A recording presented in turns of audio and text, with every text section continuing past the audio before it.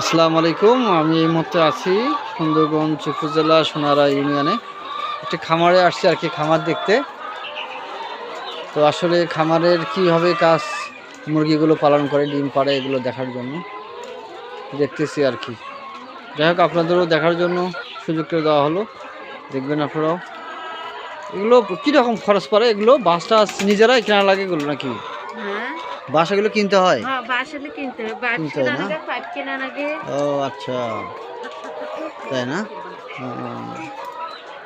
বুঝতে পারছি।